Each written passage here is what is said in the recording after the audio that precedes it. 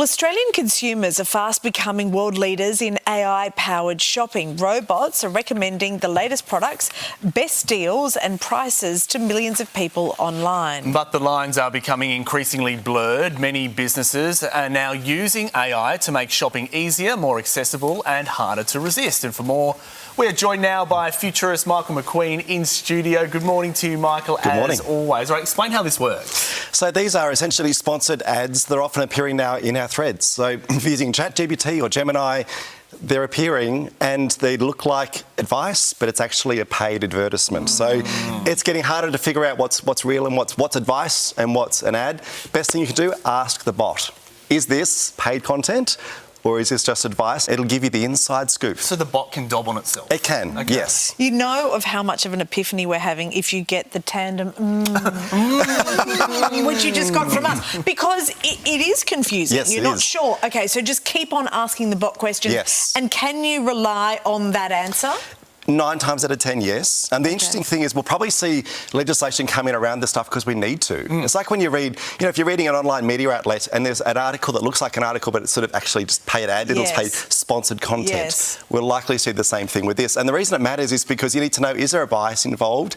Is there a conflict of interest? But also for accountability. Like we saw an example this week of an AI suggesting tourists visit a hot spring in Tassie that doesn't even exist. And people are rocking up for the hot spring that was a fictitious hot spring. They're paying for their flights, they're getting accommodation. They can hallucinate these things. So there might be a little opportunity for you and I to go down there with a bathtub. Okay, with a spa.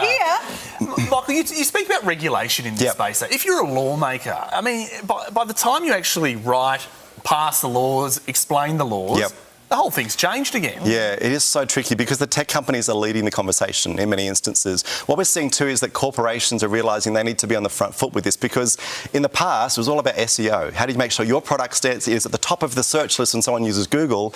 Now, if they're using Gemini or Claude or ChatGPT, that changes the whole game. And so 86% of consumers have used AI in the last 3 months to do some research for a product. As a Google function. Yeah. And it's so good, it's so effective. It is so good and it saves so much time from where we used to, trawl through whatever came up on Google. So there are benefits there, right? Oh, yeah. But we just have to be aware. Is that your advice? Yeah, be aware of it and realise too that, sometimes you need to do that double click and just check and ask why are you suggesting this and are there other alternatives as well. The other thing is in store this is changing the way people are buying stuff too. So an example is you might be buying a new set of headphones, take a photo of the headphones on sale, upload it to ChatGPT and say, is this a good deal?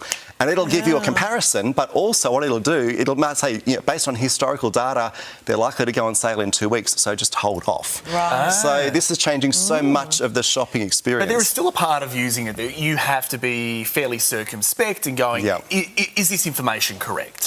Yeah, just be wary. Buyer beware. We're told buyer beware, especially in an AI environment. As always. Thanks, Michael. My pleasure.